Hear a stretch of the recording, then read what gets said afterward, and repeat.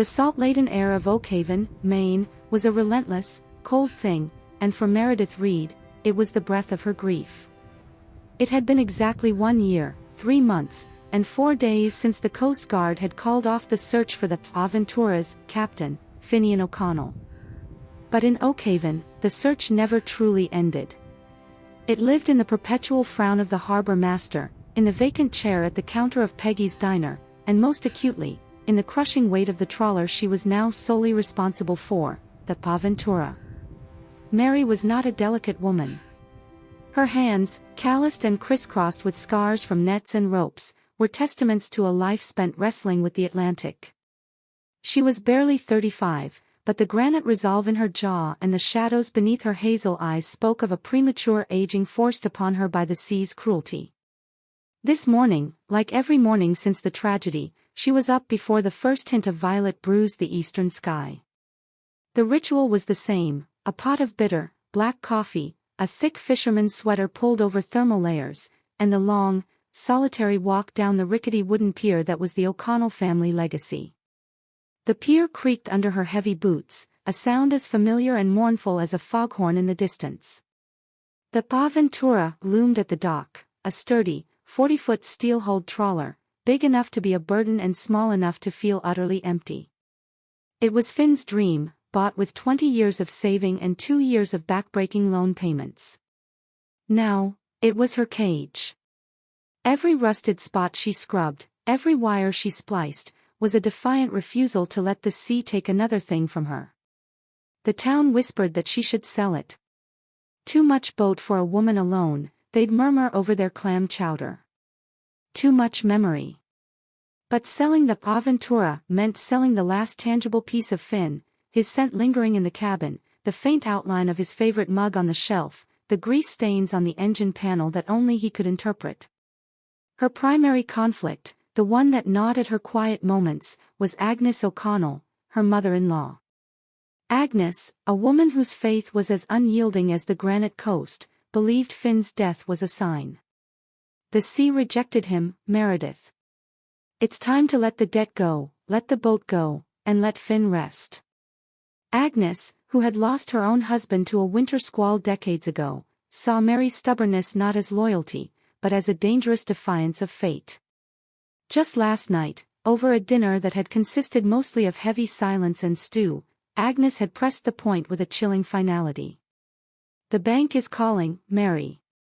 And I won't let you sacrifice your health, or worse, your life, for an empty shell." The conversation had ended with Mary slamming her fork down, the clatter echoing the desperate beat of her own heart. "I will not fail him." Today, the mission was simple: check the lobster traps in the inner bay, a safe, familiar route, just enough to make a payment and quiet Agnes for another week. As she primed the big diesel engine, the rhythmic thump-thump-thump was the closest thing she had to a heartbeat other than her own. The first light was now spreading, a thin, watery gold struggling to penetrate the thick morning haze that always seemed to hug Oakhaven like a shroud. This particular fog was dense, a pea souper, the kind that swallowed sound and made the horizon disappear. It was the kind of morning where the world felt small and lonely. She steered the Aventura slowly past the mouth of the harbor, navigating by the familiar ping of the radar and the ghostly outlines of the distant buoys. The cold seeped into her bones. She focused on the task, counting the minutes until she reached the first line of traps. It was then, just as the sun broke the water, casting a dazzling, fractured path of light on the smooth, slate-gray surface, that she saw it. It wasn't a buoy, nor was it a piece of typical ocean debris like a broken pallet or a lost plastic barrel. It was low in the water, rocking gently, totally silent, and completely out of place. It was a small, wooden dinghy, a little auxiliary boat, probably 10 or 12 feet long. It was the kind of craft a fisherman might use to transfer gear or approach a shallow cove, certainly not one designed for the open ocean. Maine waters were unforgiving, and a boat this size found far out usually meant trouble. Mary cut the Aventura's engine. The sudden silence was vast, filled only by the sloshing of the waves against the hull and the distant cry of a seagull. A knot of unease tightened in her stomach. Professional obligation, the unwritten law of the sea, demanded she check it.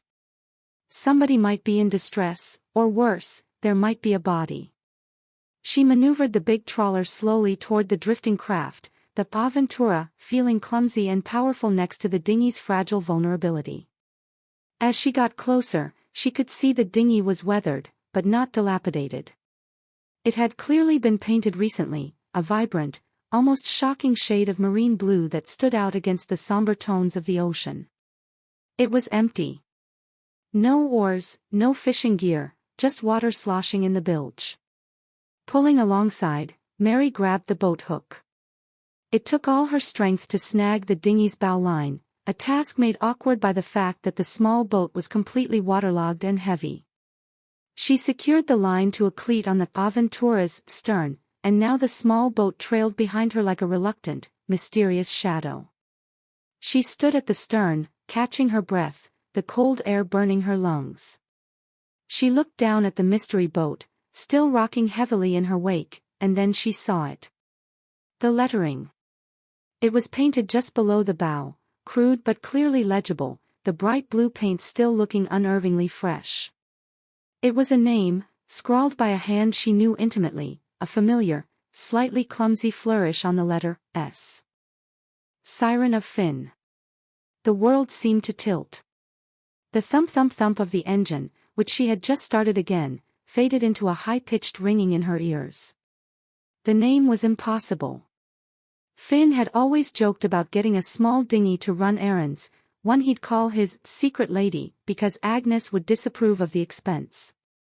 He'd even scribbled sketches of the name, Siren of Finn, on a napkin at the diner a few weeks before he was lost. The Coast Guard had meticulously documented every asset, every possession of the Aventura. There was no Siren of Finn. It didn't exist. It couldn't. Mary stumbled back against the cabin wall, the cold metal jarring her spine. Her heart hammered against her ribs, a wild bird desperate to escape. It wasn't just the name. It was the handwriting, the specific, bright blue color, Finn's favorite shade of marine paint, the exact kind they used on the trim of the Aventura. A year of agonizing certainty, that Finn was gone, swallowed by the ocean, his body never recovered, collapsed into a terrifying, hopeful doubt. The sea had not just given up a boat, it had given up a message. A message delivered in the middle of nowhere, just for her. She had been searching for a ghost, now, she held its anchor line. Mary reached for the ship-to-shore radio, her fingers trembling so badly she could barely dial the channel for Gideon Shaw, the old fisherman, the closest thing she had to a father and a mentor now. But her hand froze over the transmit button. If she reported this, the Coast Guard would seize the boat, treat it as a piece of evidence, and in their brutal, logical way, dismiss it as a cruel coincidence or a prank. They would strip it of its magic, its meaning. No. This was hers. This was Finn's. Mary took a deep, shuddering breath of the cold Maine air, pulled her captain's hat lower over her eyes, and steered the Aventura, with the small, mysterious boat trailing behind, not toward the lobster traps, but back toward the secretive shelter of her own forgotten, decaying pier. Her mundane morning had been ripped apart. The weight of grief was momentarily replaced by the terrifying, electrifying weight of possibility. Finnian O'Connell might be gone, but the Siren of Finn had just arrived. And it brought with it a question that would either save her, or completely drown her. The return trip to Oakhaven felt like a surreal dream to Mary. The fog had lifted slightly, but the clear light of mid-morning did nothing to dispel the unreality of the small dinghy she was towing. Every time she glanced back, the name, Siren of Finn, seemed to glow, a mocking beacon of hope and terror. She bypassed the busy commercial docks, the main artery of Oakhaven's fishing economy, where Gideon Shaw and his crew would already be offloading their catch, and headed instead for her family's private, derelict pier, tucked away in a shallow inlet south of town. This pier, with its crumbling pilings and overgrown weeds, was mostly used for storage now, another financial drain that Finn had been fighting to save. It was private, and for now, it was safe. Guiding the massive Aventura into the narrow slip was a feat of skill, but Mary's mind was a frantic kaleidoscope of memories and questions, making the simple task a struggle. How? Why? Where has this boat been? She finally cut the engine, and the silence returned, heavier this time, trapping the question marks in the close space of the cabin. She secured the Aventura, then turned her full attention to the dinghy. The small boat, now resting against the damp, splintered wood of the pier, looked less mysterious and more personal. It was a simple, sturdy little work boat, but it was laden with water, sinking low. Mary grabbed a bucket and began the laborious task of bailing out the sea, her muscles protesting with every scoop. With the water level receding, the details became sharper. The interior was remarkably clean, save for a thin layer of salt and sand. There were no telltale signs of long-term exposure, no barnacles on the waterline, no green moss growing in the seams. It looked as if it had been abandoned a week ago, not a year. She ran her hand along the hull, tracing the painted name. The paint wasn't just fresh, it was barely cured. She could smell the distinct, slightly sweet chemical scent of marine enamel. This wasn't a boat lost a year ago and miraculously preserved. This boat had been painted, likely named, very recently. The realization was a punch to the gut, leaving her momentarily breathless and leaning heavily on the pier for support. If Finn had named this boat a year ago, the paint would be faded, peeling, weathered by 100 storms. This meant someone, or Finn himself, had been painting this boat in the time since he was declared lost. Mary took photos with her phone, close-ups of the name, the hull color, the pristine state of the woodwork, as a safeguard, though she still had no intention of calling the authorities. The local Coast Guard unit was staffed by good men and women, but they were bound by protocol and logic. They dealt in wreckage and closure, not ghosts and possibility. They would see a cruel prank, or a sad hallucination brought on by grief. Mary saw a breadcrumb. She carefully stepped onto the dinghy, her boots crunching lightly on the damp sand in the bilge. The boat immediately dipped further, reminding her of its fragility. There was nothing inside except a coil of rope and a small, rusted anchor. But then, tucked tight beneath the seat, the helm seat that Finn would have sat on, she felt a strange rigidity. Pushing aside a loose scrap of canvas, she found a small, custom-made wooden box, secured with heavy-duty metal strapping and marine screws. It was deliberately concealed. Mary didn't need to see the inscription on the brass plate to know whose it was. Finn O'Connell had been a gifted amateur woodworker, a skill passed down from his grandfather. He had made a handful of these boxes to store specialized tools. This particular one was crafted from dark cedar, the wood smelling faintly of the forest even through the salt. Engraved on the brass plate, in looping script, were the initials, F.O.C. Her hands, usually so steady, fumbled with the rusted screws. She didn't have the right screwdriver here. This was a job for the tools aboard the Aventura. As she backed out of the small boat, carrying the precious, heavy box, she caught sight of a small, barely visible detail, a faint, almost microscopic splash of green paint near the bow. It was the exact shade of anti-fouling paint used by the fleet of scallop dredgers operating out of the distant harbor of Bar Harbor, over 100 miles up the coast, a harbor Finn often spoke of visiting for specialized work. The detail was tiny, easy to miss, but for Mary, it felt like a geological shift. The weight of the box in her arms was immense, heavier than any lobster pot she'd ever hauled. It was physical proof, a relic that spoke not of death, but of a calculated disappearance. The question shifted from is Finn alive? To what was Finn involved in, and why did he send this back? Her immediate reaction was to seek counsel, and there was only one person she could possibly trust with this raw, terrifying secret, Gideon Shaw. Gideon, a man whose 70 years were etched onto his face like nautical charts, had been Finn's mentor since he was a boy, and the closest thing to a father figure Mary had after her own parents passed. He was gruff, a man of few words and absolute realism, and he had been brutally honest about Finn's presumed demise.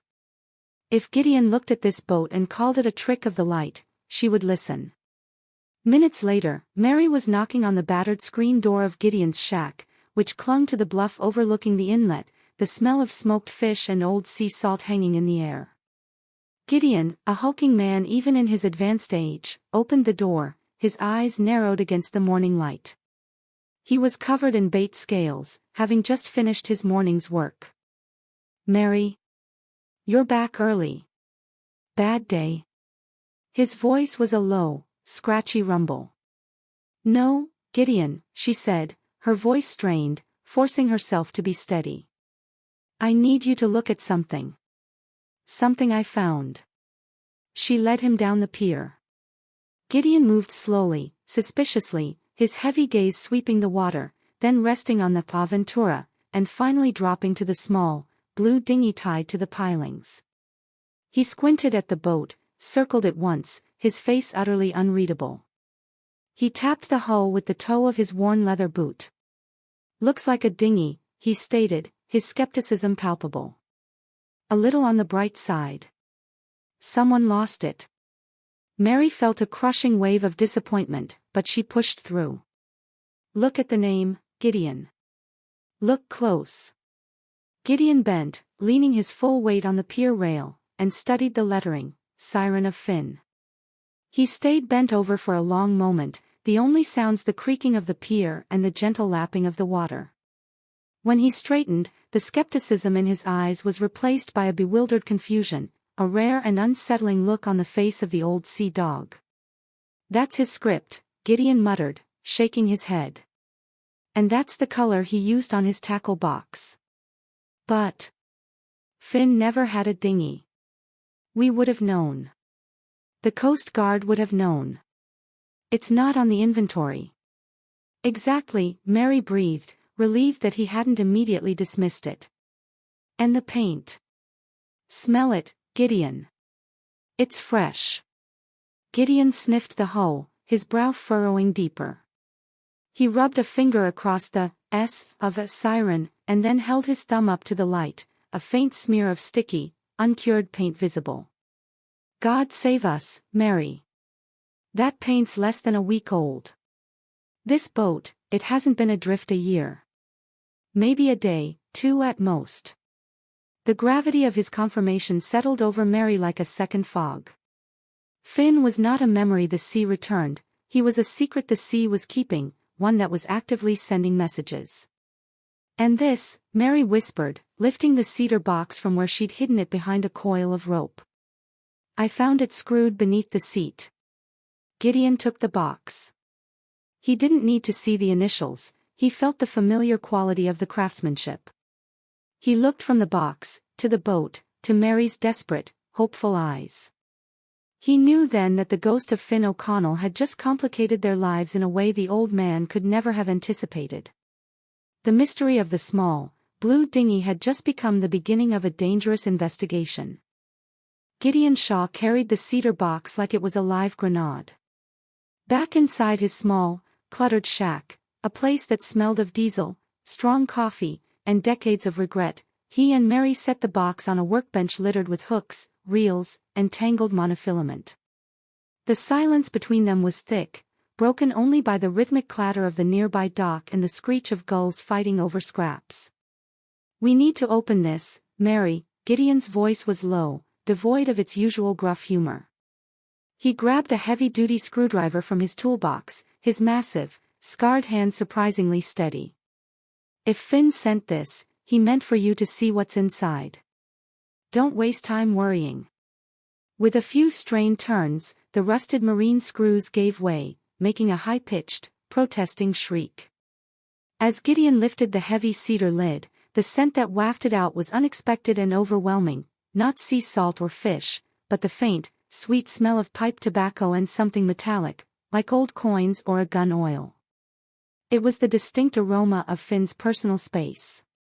Mary gasped, the smell of physical blow, a sudden rush of proximity to the man she had mourned for over a year. She pressed a hand over her mouth, fighting back the wave of tears that threatened to drown her resolve. Inside, the box was neatly partitioned. It did not hold tools, as they had expected, but a handful of carefully selected items that immediately heightened the mystery. First, there was a worn, silver Zippo lighter. Mary recognized the etching immediately, a tiny, stylized compass rose, a gift she'd given Finn on their 5th wedding anniversary. It was impossible to mistake. More jarringly, the lighter was tucked into a small, sealed plastic bag, indicating it had been intentionally protected from moisture. Next to it lay a thick wad of cash, not a large fortune, but about $5,000, stacked in crisp $100 bills, all sequentially numbered and brand new. This was an unsettling amount for Finn, a man who dealt almost exclusively in bank transfers and modest deposits. But the centerpiece, lying on a bed of old fishing nets, was a small, leather-bound journal. It was the size of a captain's log, its cover worn but its pages protected by the cedar box. This was the true treasure, the potential answer to the questions that were currently tearing Mary's composure apart. She recognized the unique leather cover. Finn had bought it during a trip to Portland years ago, intending to use it for his big ideas. As Mary reached for the journal, the shop's door burst open. It was Agnes O'Connell, Mary's formidable mother-in-law, her face tight with a familiar mix of worry and disapproval. "Meredith. The whole dock is buzzing. Your neighbor saw you towing something strange, heading toward the old pier. What are you bringing back from the sea now? More wreckage." Agnes's voice was sharp, cutting through the emotional haze like a cold knife. She represented the harsh reality of Oakhaven, a town that demanded closure and certainty. Before Mary could hide the evidence, Agnes's eyes landed on the workbench. She saw the open cedar box, the stacks of cash, and the familiar gleam of her son's Zippo lighter. Agnes staggered back, her hand flying to her chest. The color drained from her face, leaving her with a terrifying, ashen pallor. "Finn," she whispered, the name a broken, agonizing plea. Gideon, sensing the immediate danger of an emotional collapse and the security risk of an exposed secret, moved quickly, slamming the cedar lid shut. "It's just an old box, Agnes. Found it in some derelict dinghy. Looks like Finn's handiwork." "Might be some of his old fishing cash," Gideon lied, his voice commanding. "Don't you go imagining things. It's just debris." Agnes, though suspicious, was overwhelmed by the sight of the lighter and the force of Gideon's denial. The hope and the pain were too much. She sank onto an overturned bait bucket, tears finally streaming down her face. "You must sell the Aventura, Meredith," she sobbed, her voice cracking with pure, debilitating grief. "This town, this sea, it's going to drive you mad. Let him rest." Mary, caught between the explosive secret in the box and the desperate plea of her mother-in-law, felt a paralyzing split. Agnes's pain was real, a reflection of the crushing finality the town imposed. But the reality in her hands, the Zippo, the cash, the fresh paint, was a defiant counterargument. She had to choose, closure for Agnes, or the dangerous truth for herself. She chose the truth. As Agnes was comforted by Gideon, Mary slipped the journal into the pocket of her oilskins. The time for denial was over, the time for careful, solitary action had begun. Later that afternoon, after Gideon had gently escorted Agnes home with a promise of strong tea and quiet, Mary was back in the silence of the Aventura's cabin. She finally pulled out the leather-bound journal. The leather felt cool against her palm. She noted an additional detail: one page of the journal appeared to be deliberately torn out, leaving only ragged edges near the binding. Opening the cover, she inhaled sharply. The journal didn't begin with a typical entry or date. Instead, the first page was a meticulously drawn, hand-annotated nautical chart of the entire Maine coastline, extending north toward the Canadian border. A small, faint circle, drawn in Finn's unique mechanical pencil, was marked far out to sea, in an area known as the Ghost Grounds, a treacherous stretch of water notorious for strong currents and unpredictable fog, an area usually avoided by local fishing boats due to restrictive federal regulations on scallop dredging. Beneath the chart, in Finn's familiar, sprawling handwriting, was a single, cryptic sentence, written just above a date that was exactly 2 days after his presumed disappearance. The siren is launched. Coordinates secured. If the Aventura doesn't make it back, the cost is the price of keeping you afloat. Mary felt the cabin spin around her. The meaning of the journal entry was a violent clash of clarity and confusion. The siren was the boat. Coordinates secured implied a destination. But the cost is the price of keeping you afloat. She understood instantly that Finn hadn't simply been lost in a sudden storm or a tragic accident. He had planned this. He had orchestrated his own disappearance, and it was connected to saving her. The Aventura, their life, their debt, all of it hinged on this mysterious cost. The cash in the box wasn't just pocket money, it was part of a transaction. The terror was replaced by a cold, burning resolve. Finn hadn't abandoned her, he had sacrificed his known life for her future. She was no longer a grieving widow, she was an investigator, a silent partner in his dangerous secret. She spread the chart on the narrow table, running her finger over the coordinates marked on the ghost grounds. The coordinates were specific, a latitude and longitude that led nowhere near established routes. She had to go there. The silence of the harbor was broken by the distant, official whine of a powerful engine. Mary's blood ran cold. Looking through the small cabin window, she saw it, the crisp, white hull of a U.S. Coast Guard patrol vessel, cutting cleanly through the harbor entrance, heading directly toward the commercial docks. Someone, perhaps Agnes, perhaps the nosy neighbor, had called them. The small dinghy, the siren of Finn, resting innocently at the old pier, was about to be officially discovered, stripping Mary of the control she desperately needed. She grabbed the journal and the chart, tucked them safely away, and ran out onto the deck. She had minutes, maybe seconds, before the Coast Guard reached Gideon, and then her. The race was on. The white hull of the Coast Guard cutter, sharp and official, was a brutal reminder that Mary had lost her window of secrecy. She could hear the faint, authoritative sound of their radio chatter even from her remote inlet. They weren't here for a casual visit, they were investigating the report of a suspicious vessel, tied to the O'Connell pier. Mary knew exactly who had called, the busybody neighbor, Mrs. Perkins, or perhaps even a panicked phone call from Agnes to the local sheriff, who would have dutifully looped in the Coast Guard. Her heart pounded a frantic rhythm against the cedar box still tucked under her arm. If they found the siren of Finn, they would seize it. They would analyze the paint, catalog the contents, and inevitably dismiss the journal's cryptic entry as the ravings of a man lost to the sea's delirium. The truth would be buried under layers of federal bureaucracy. There was no time for deliberation. Mary sprang into action, her training as a fisherwoman taking over. First, the small boat. She raced down to the derelict pier. The siren of Finn was still secured, rocking gently. Quickly, she untied the painter line, pulled the small anchor from the bilge, and attached it to a thick piece of chain she kept stored beneath the pier. The chain was heavy, used for securing the larger Aventura during winter storms. With a grunt, she shoved the anchor and chain into the small boat, letting the extra weight sink the already waterlogged dinghy deeper. Then, she performed the most critical task. She used a long, rusted pole to push the bow of the siren of Finn out into the deep part of the inlet, allowing the weight of the chain and the water in the bilge to do the rest. The little blue boat, the physical link to Finn's secret, sank silently beneath the muddy waters of the inlet, leaving only a few bubbles and ripples behind. It was gone, but not lost. She knew exactly where it lay, and it was safe from the Coast Guard's prying eyes for now.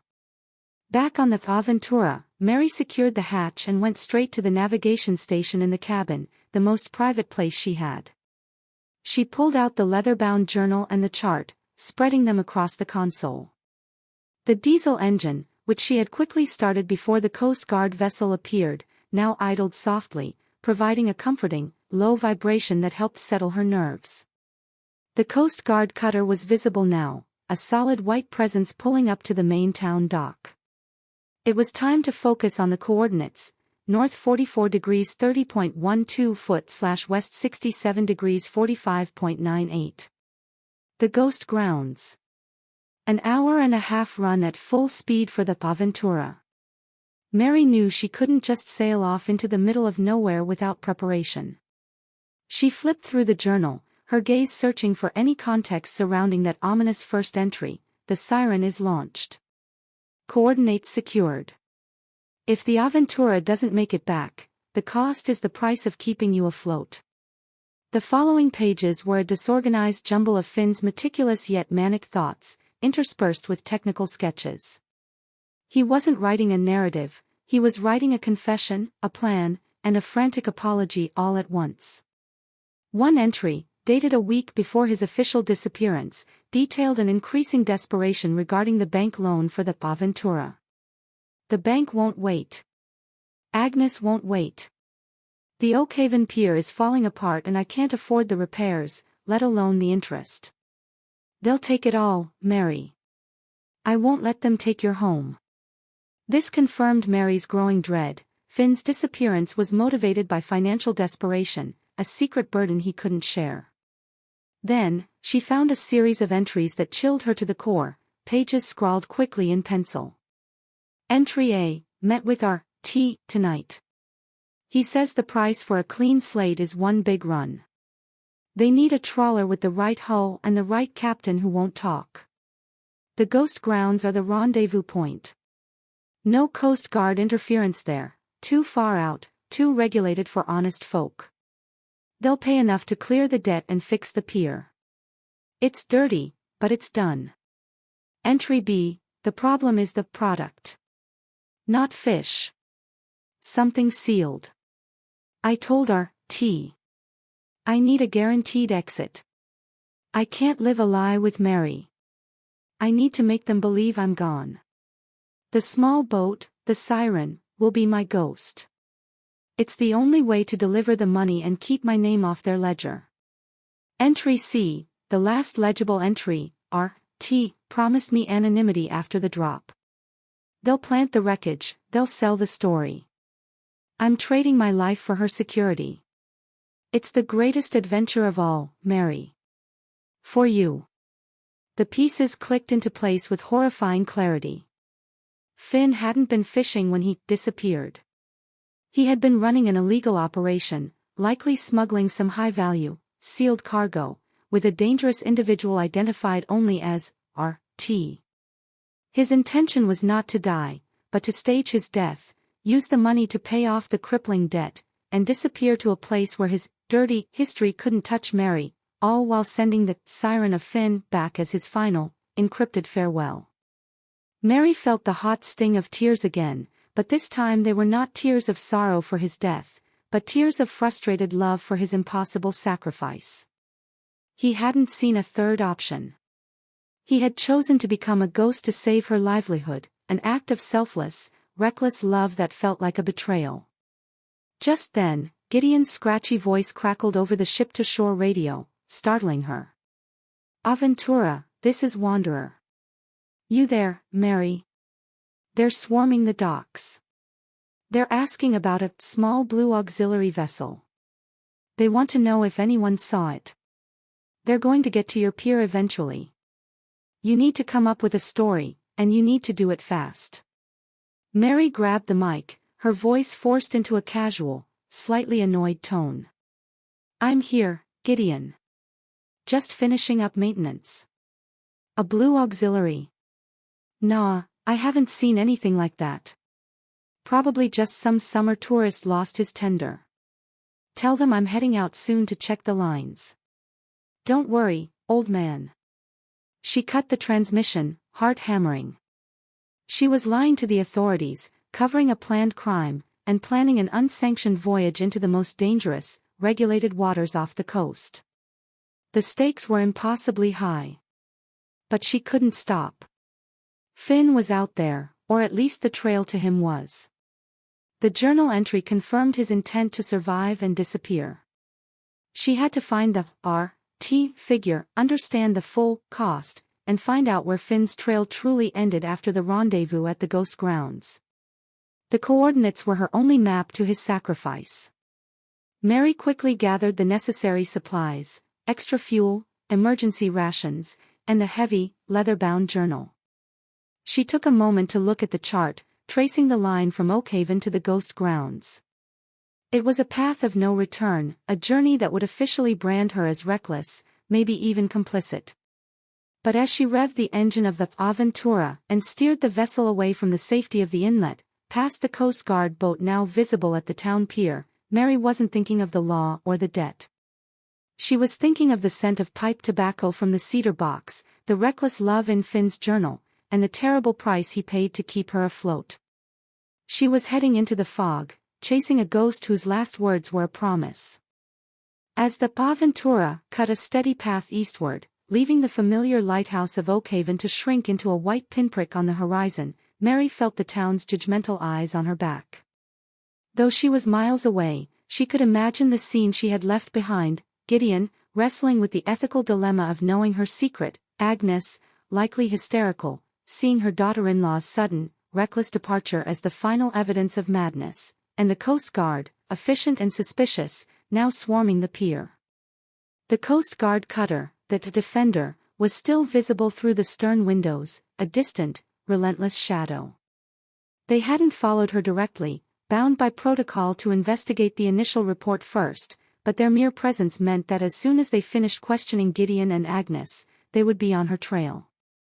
Mary had only a few hours of head start. She settled into the rhythm of the journey, the powerful diesel engine of the Aventura chewing through the miles. The ocean was deceptively calm, a vast, gunmetal sheet that offered no comfort, only distance. She was entirely alone, surrounded by the overwhelming silence of the deep sea. This loneliness was compounded by the knowledge that, back in Oakhaven, the narrative of her life was being rewritten. She knew the gossip would be immediate and brutal.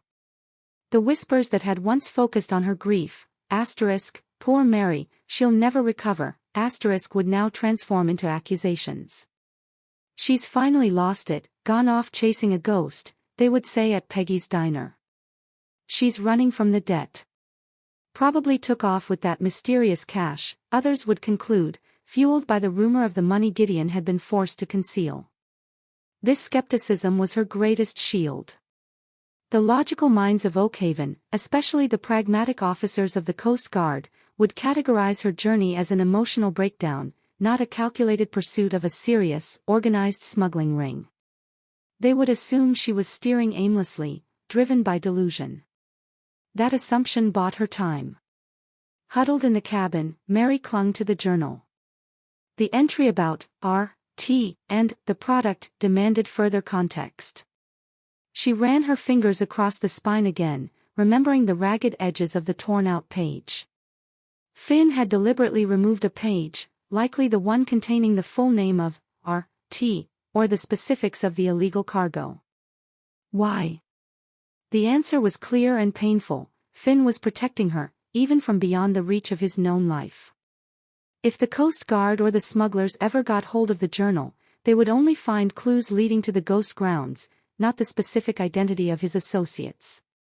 Finn's final act was to ensure Mary could follow the trail, but not be implicated in the crime itself. The deeper the Aventura traveled into the open Atlantic, the more the air grew thick and the visibility dropped. They were approaching the edge of the continental shelf, and with it, the ghost grounds. The name was apartment. The sea here was constantly shrouded in a cold, churning mist, created by the collision of warm and cold currents. It was a chaotic, forgotten corner of the ocean, the perfect place for an illicit rendezvous. Mary checked the fuel gauge, her brow furrowing with concern. The Aventura was a thirsty boat, and the ghost grounds were much farther than her usual fishing routes. She had enough fuel for a return trip, but only if she went directly there and back. Any deviation, any forced waiting, would leave her stranded, a very real danger that Finn had factored into his own desperate plan. She pulled out the old marine binoculars and scanned the horizon, the lens cutting through the swirling gray mist. Nothing but waves and mist. The silence was unnerving. She wasn't just looking for a ghost ship, she was looking for a very dangerous, real-world criminal who had aided Finn's fake disappearance. A sudden, sharp movement caught her eye. Not on the sea, but on the radar screen. A faint, slow-moving blip had just appeared on the very edge of the ghost grounds, holding a position that was completely unnatural for a legitimate fishing vessel. It was stationary, waiting. Mary's heart leaped into her throat. Could this be the rendezvous point? The anxiety was crippling, but the determination was stronger. She was closer to Finn than she had been in over a year. She cut the main engine, letting the Aventura drift silently, relying on the sea's movements to carry her closer. The only sound was the sloshing of the hull and the wind whispering through the rigging. Every muscle in her body was coiled tight. She looked again at the blip on the radar. Its size was consistent with a medium-sized freighter or maybe a large dredge boat, too big for T.'s initial meeting with Finn, but perfect for a transfer of product. The time was exactly noon, the prearranged time for a handover. Finn's plan had moved forward, exactly as he had written. As she drifted closer, the fog momentarily parted, revealing the vessel. It wasn't a fishing trawler or a freighter. It was a massive, old scallop dredge, its deck heavy with rusty machinery, painted a distinctive, dull, seaweed green. It was the same color Mary had seen splashed on the hull of the little Siren of Finn back in the inlet. The connection was undeniable. The name painted crudely on the scallop dredge's bow was the Neptune's Grasp. And as Mary watched through the binoculars, a lone figure detached himself from the shadows of the dredge's high deck and walked to the rail, peering out into the mist. He was a large man, bundled in thick weather gear, but the powerful set of his shoulders and the way he surveyed the sea with an air of absolute command sent a cold spike of fear through Mary. He was waiting for someone. Mary quickly adjusted the Aventura's course, aiming for a point that would bring her close enough to observe without being immediately visible. She was no longer just chasing answers, she was confronting the very real dangers of Finn's sacrifice. The small blip on the radar had transformed into a massive, tangible threat, waiting for a rendezvous that Finn would never make. The sight of the Neptune's Grasp, massive and menacing in the swirling gray fog, solidified the danger Mary was in. It wasn't just a rendezvous point, it was a fortress of rusted steel and silent menace. She had strayed far past the invisible boundary of her life as a grieving widow and was now operating in the perilous world of smugglers and secrets. The air was frigid, and the mist tasted like metal, a stark contrast to the familiar salty air of Oakhaven. Mary let the Aventura drift, using the current and the low fog to her advantage. She needed to get closer, but the enormous dredge ship offered no obvious blind spots. The man she had seen on the deck had disappeared, but she knew someone would be watching. Finn's final message in the journal was clear: he was protecting her from the details of this life, and she was about to breach that protection.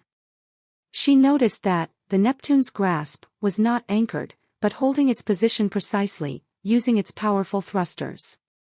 This suggested a state of readiness, waiting for a transfer that had already been delayed. The tension was palpable, even across the distance. The only way to approach without the Aventura being spotted was to use the current for cover, hugging the edge of the fog bank. Mary spent nearly an hour maneuvering, her hands white-knuckled on the wheel, her eyes darting constantly between the radar screen, the ship's dark outline, and the position of the Coast Guard cutter, which was still miles behind her but closing fast. Finally, she brought the Aventura to a stop, securing it with an auxiliary anchor line about a quarter-mile from the Neptune's Grasp. She took the leather journal and the waterproofed Zippo lighter, her only pieces of evidence, and tucked them securely into her inner pocket. She had to board the ship. It was a terrifying, insane thought, but if Finn's trail ended here, the answers had to be on that deck. She prepared the small, inflatable dinghy she kept stowed for emergencies. It was quiet, low in the water, and perfect for stealth. As she silently rowed through the thick mist toward the dredging vessel, the vastness of the ocean pressed down on her, whispering warnings.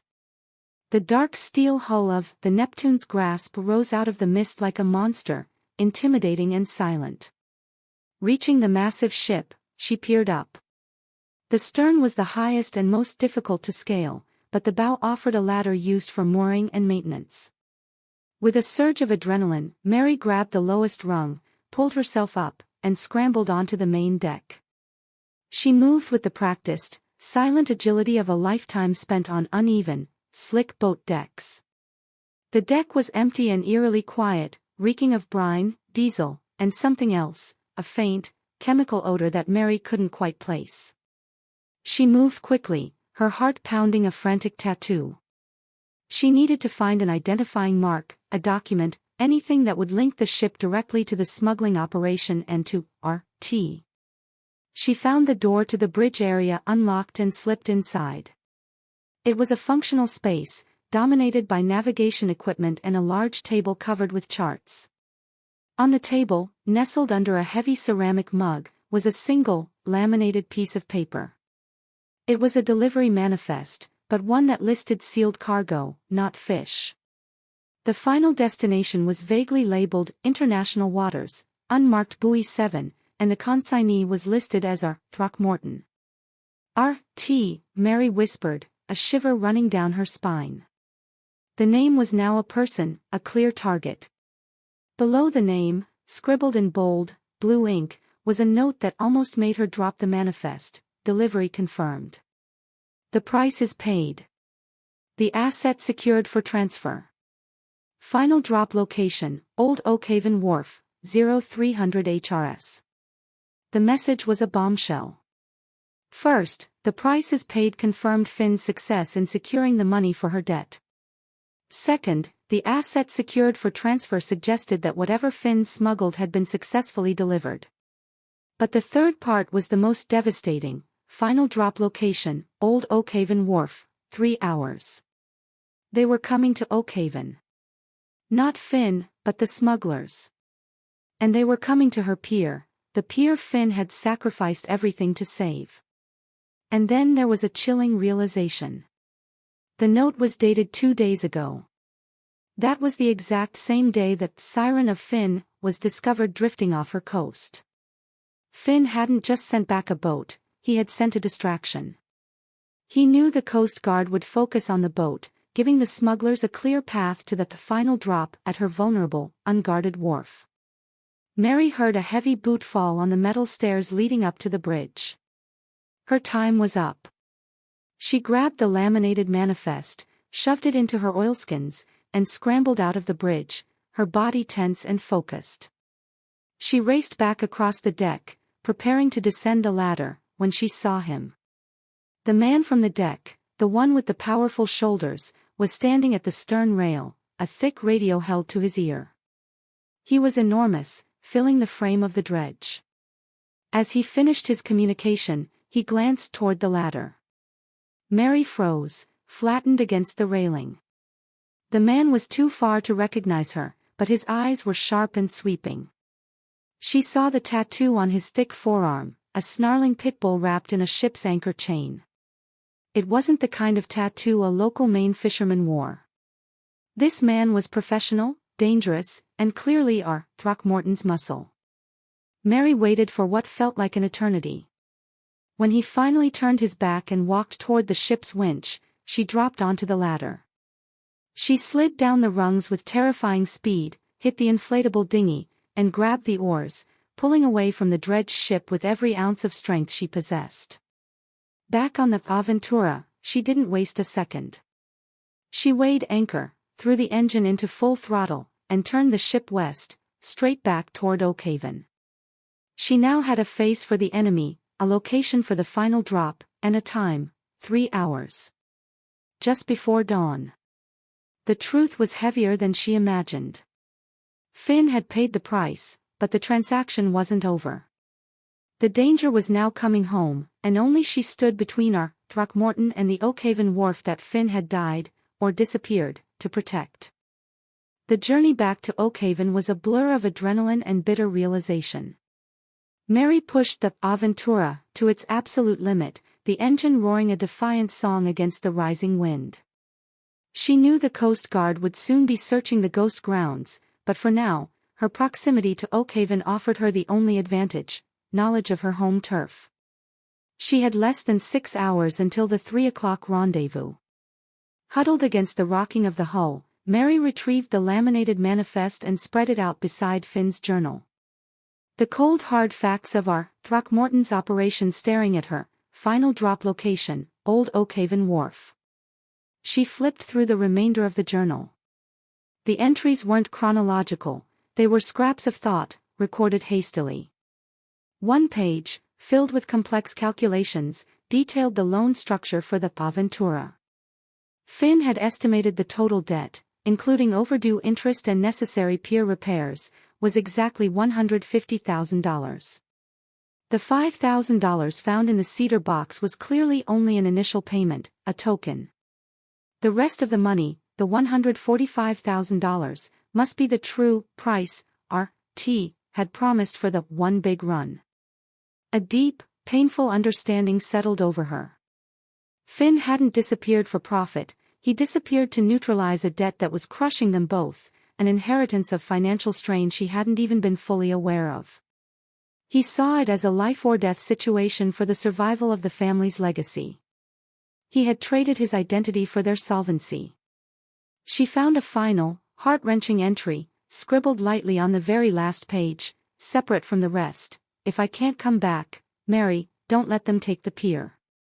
It's the history. It's the only place I ever felt safe. Tell Gideon he was right about the currents, tell Agnes I loved her.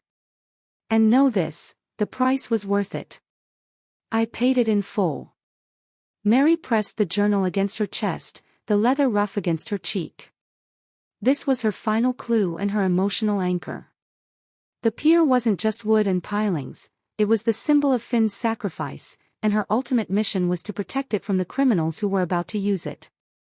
But what was the asset? The cargo R.T. was delivering. She reviewed the delivery manifest again. The cargo was listed only as sealed containers, biological samples. The label felt sterile, clinical, yet it hinted at something high value and potentially volatile.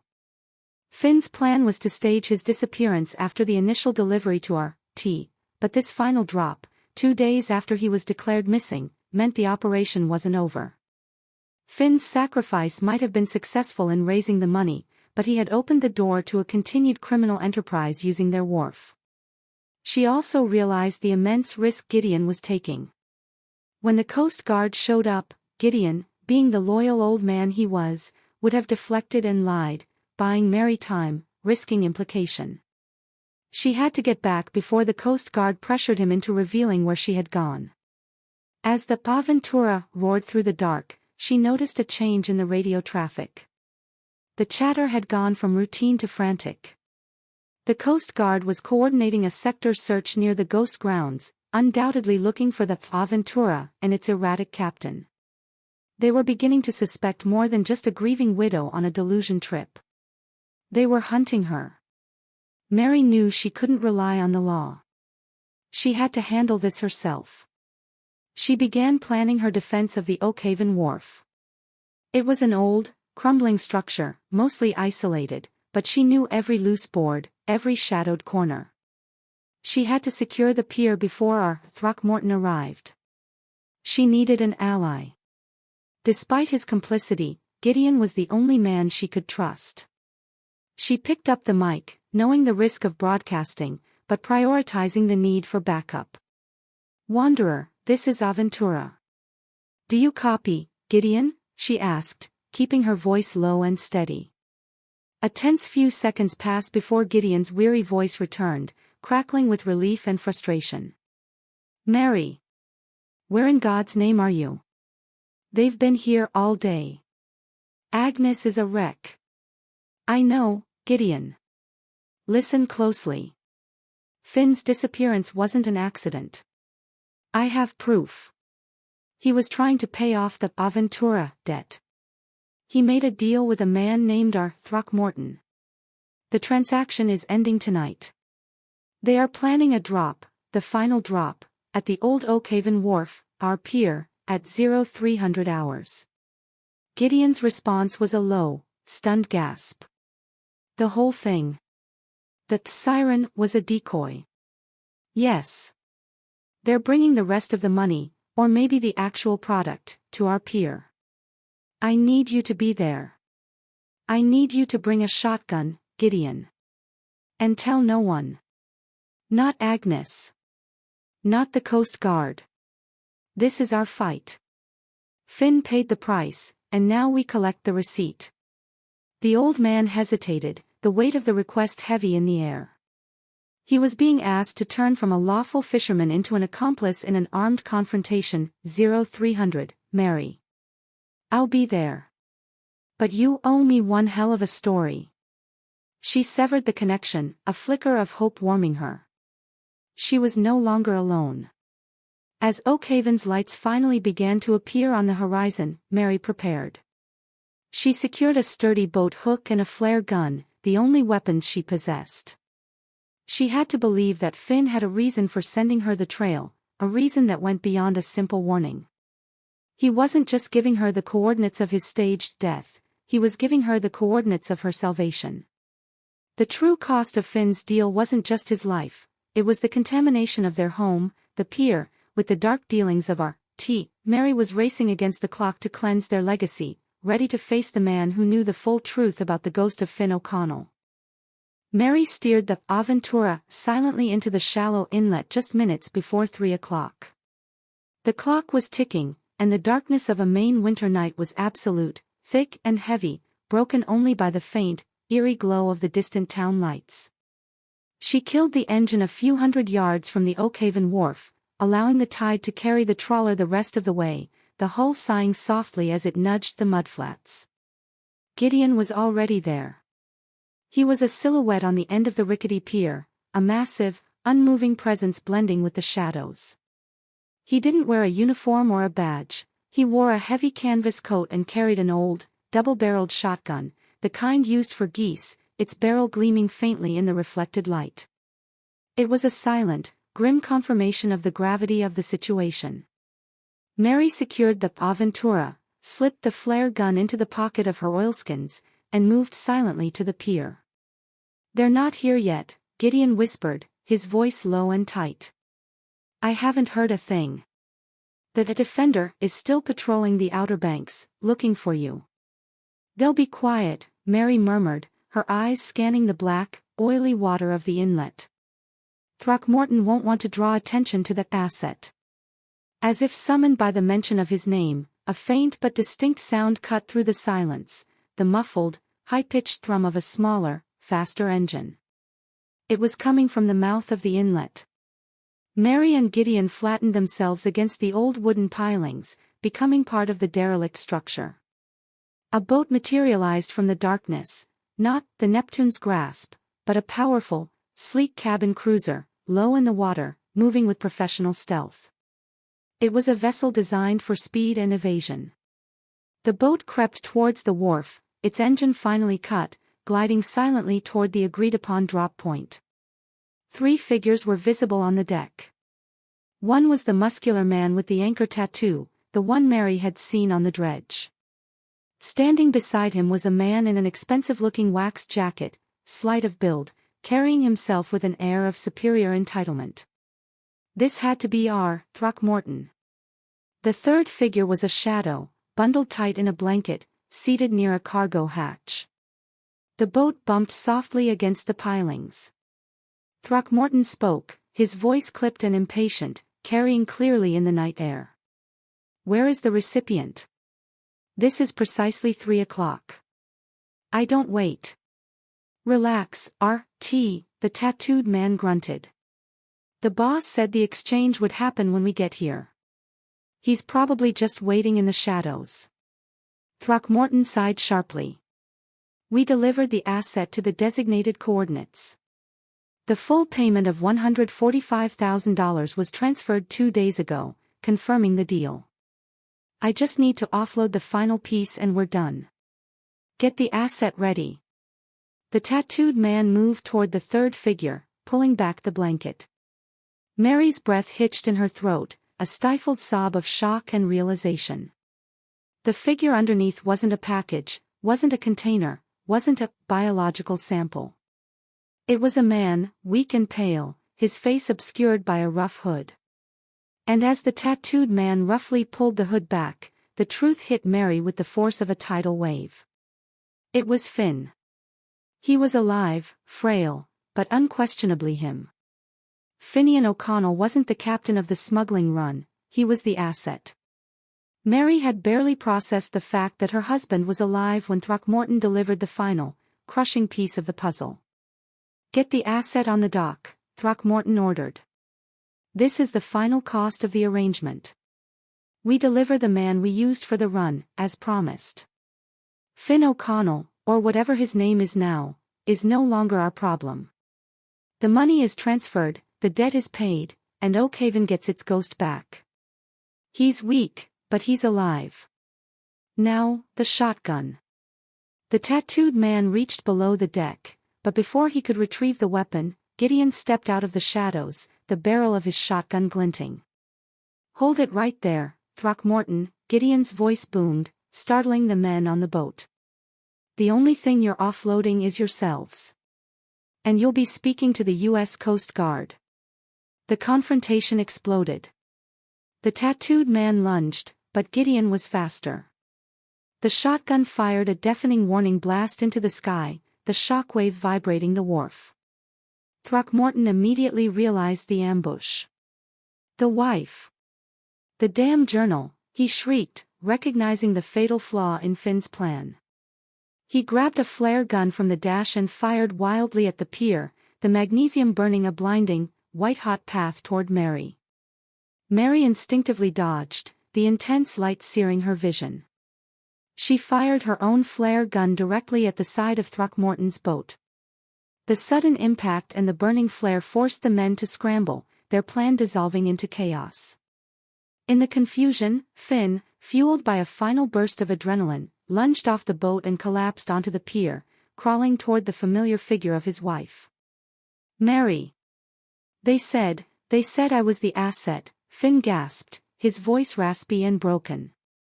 I ran the illegal catch to the coordinates. I paid the debt. But the deal was, I could never come back unless they physically delivered me, and I had to spend a year working in anonymity up north until the heat died down.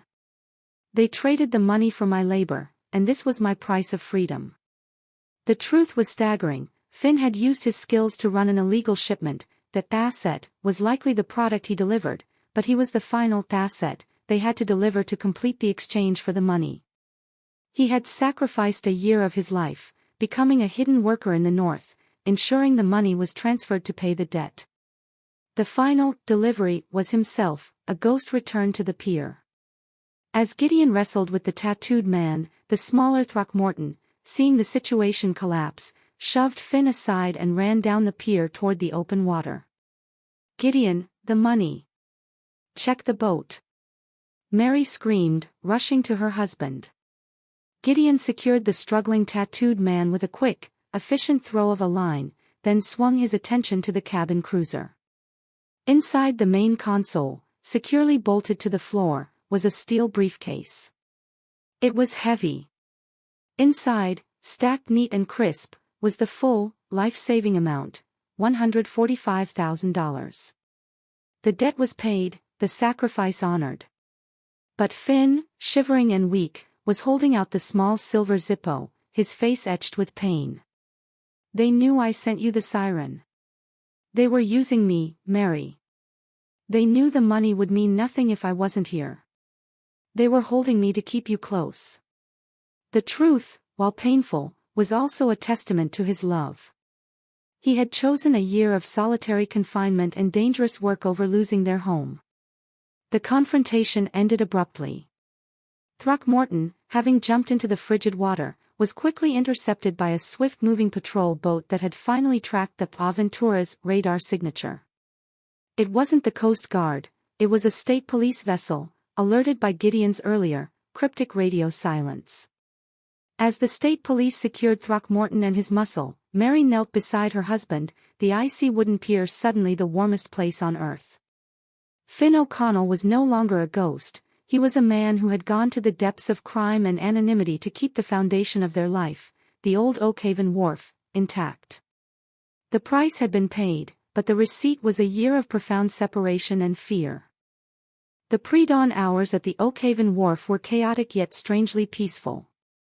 The state police secured Throckmorton and his accomplice, the heavy boat hook and Gideon's shotgun now lying innocently on the pier.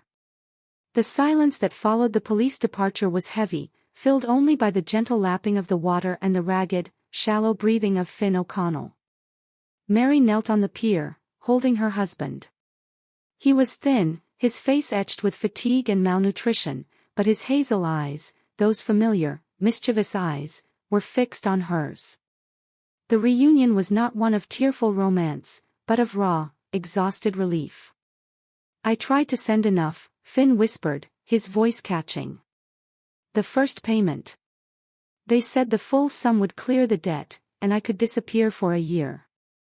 Then they'd deliver me back as a clean slate, a man who was legally dead, but financially solvent."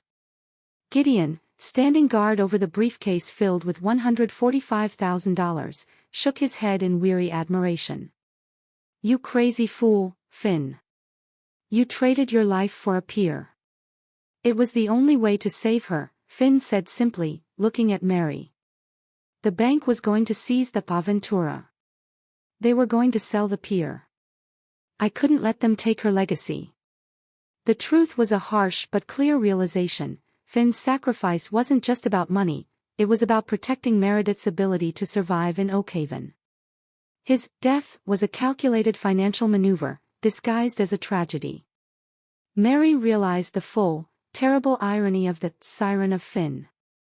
He had sent the boat back early, hoping she would recognize the script and realize he wasn't lost, just missing. The recent paint, the lighter, the partial journal, it was a coded message meant to be intercepted by her, telling her that he was trading his anonymity for her future. The immediate conflict shifted from external threat to internal legality. Finn was, legally, a missing person whose life insurance had likely already paid out. His return was a legal nightmare. They had just recovered a briefcase full of money from a smuggling operation. "We have to call the Coast Guard, Mary," Gideon insisted, his pragmatic nature resurfacing. "The police will talk to the feds. We need a solid story." "No," Mary said firmly, looking at the briefcase. "Finn paid the debt. RT confirmed the money was transferred 2 days ago. This is the evidence of the crime, the price they were going to pay him. We call them after we secure the most important thing." She helped Finn, leaning heavily on her, onto the Aventura. The first light of dawn was now painting the sky in soft oranges and blues, washing the scene in a cleansing light. Their priority was Agnes. A few hours later, in the warm, cluttered kitchen of the O'Connell family home, the reunion was underway. Agnes O'Connell, rigid with disbelief, stood across from her son, now wrapped in a thick blanket and nursing a hot mug of coffee. "The sea rejected you," I said, Agnes repeated, her voice flat with shock. "The sea rejected you, but you came back anyway." "It wasn't the sea, Mom," Finn said softly. "It was the bank. I ran out of time. I had to pay the debt to keep Mary safe." Agnes's tough exterior cracked. Seeing her son alive, frail but real, finally dissolved the year of cold, self-imposed certainty. She stumbled forward, embracing Finn with a fierce, shaking grip, the tears of a year of mourning finally flowing. The family wound began to close, not with a neat suture, but with a messy, emotional bond of shared truth. The rest of Oakhaven's reaction was predictable. When the news finally filtered through the town, not via the Coast Guard's measured statements, but through the highly exaggerated accounts of Gideon and the state police officers, it sparked an explosion of disbelief. Finn O'Connell, the ghost, was alive. He wasn't lost, he was a smuggling victim. The initial skepticism, "Mary finally went mad and found a look-alike," was silenced when the local TV news trucks showed up, broadcasting a brief, heavily censored interview with a surprisingly lucid Gideon, who simply held up the money-filled briefcase and said, "He didn't die for a fish. He died for this pier." The story resonated deeply. Oakhaven was a town built on hard work and debt. They understood desperation. The idea that a man would stage his death to save his wife's livelihood, rather than abandon her or let her drown in debt, transformed the narrative of tragedy into one of impossible, reckless sacrifice. The town didn't forgive the crime, they forgave the man's motivation. The tide, which had cruelly taken him, was seen as finally returning him, a strange form of karmic justice. The subsequent investigation by the federal authorities was swift and compartmentalized. Throckmorton and his crew were linked to a larger international smuggling ring. Mary and Finn were treated as crucial witnesses. The $145,000, though confiscated as evidence of the crime, was earmarked for restitution once the trial concluded, enough to pay off the Aventura debt and secure the Oakhaven wharf for years to come. The asset, the biological samples, turned out to be high value, smuggled tropical birds destined for the illegal pet trade, a sad irony for a man who loved the harsh freedom of the sea. Finn faced legal repercussions for his staged disappearance and involvement in the smuggling, but his testimony against Throckmorton and the emotional weight of his sacrifice earned him a path toward leniency. He would never captain a ship again, but he was home. As the sun fully rose over Oakhaven, Mary stood at the end of the newly redeemed wharf, watching the Coast Guard finally retrieve the small, sunken siren of Finn. The small blue dinghy, now raised from the murky water, was no longer a piece of evidence or a painful memory. It was the physical manifestation of Finn's desperate love and his lifeline back to her. Months passed in Oakhaven. The trial of Throckmorton and his crew was slow, but the evidence gathered from the Neptune's grasp and Finn's testimony was damning. The community watched the events unfold on the evening news, a strange mix of local gossip and federal crime now permanently woven into the town's history. The promise of the restitution money, now secured, meant the old Oakhaven wharf would not only be saved but finally repaired, a physical manifestation of Finn's costly love. Finn, though legally constrained by a period of probation and unable to go to sea in a captain's role, was home. His return was quiet, marked by simple joys, the strong, slightly bitter taste of Mary's morning coffee, the feel of his old, worn work boots on the familiar deck of the Aventura, and the comfortable silence shared with Mary, a silence that no longer masked grief but held a profound, shared secret. The emotional burden of the past year began to lift. Mary no longer saw herself as the desperate widow chasing a ghost. She was the strong captain who had sailed into the ghost grounds, confronted a smuggling ring, and brought her husband home. Her grief had been replaced by a quiet, granite resilience, the same resilience found in the coast of Maine itself. The siren of Finn, the small blue dinghy, was officially returned to them after the initial investigation. It was too small and too loaded with painful memory to be used as a simple workboat. Instead, Mary, with Gideon's help, carefully sanded and restored the little craft, preserving the name, Siren of Finn, painted on its bow. It was placed not in the water, but on blocks beneath the newly repaired main section of the wharf, serving as a permanent, silent monument to the year they spent apart and the depth of Finn's sacrifice. The greatest tribute, however, was reserved for their own large trawler. Finn and Mary stood on the dock one sunny afternoon, watched by a few of the older, wiser fishermen of Oakhaven, including a tearful Agnes and a proud Gideon. With a can of deep blue paint and a new stencil, Mary painted over the faded name of their life, the Aventura. In its place, she wrote, in bold, sweeping letters, the new name that represented not a lost voyage, but a successful return from the deep. The boat was rechristened, the Siren's Legacy. The name was a complex nod to everything they had endured.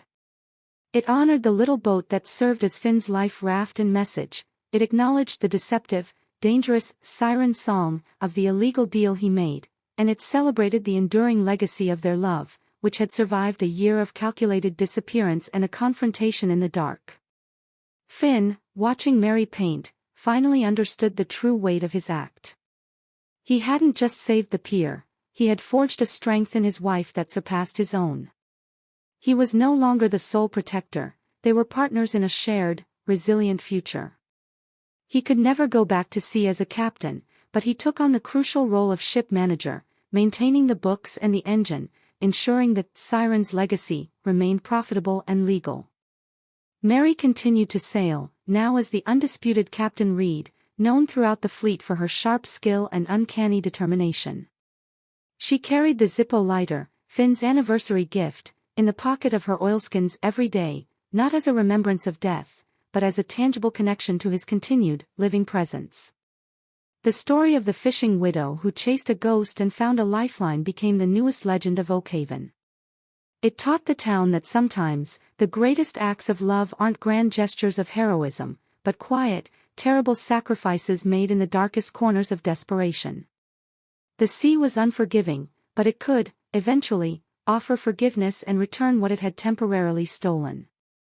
The Siren's legacy sailed out of Oakhaven every morning, piloted by Captain Mary Reed, carrying a message on its hull, that even when life is stripped down to its barest, most desperate bones, love can find a way to pay the price and bring its loved ones home.